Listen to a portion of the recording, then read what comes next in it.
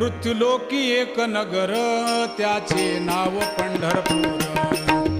येथील मोकाशी उभा विटेवर पुंडलिक भक्तराज शोभे चंद्रभागातील.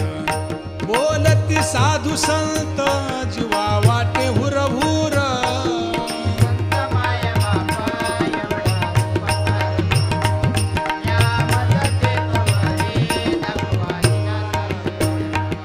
मज नाही हात पाय डोळा पडली झांपड.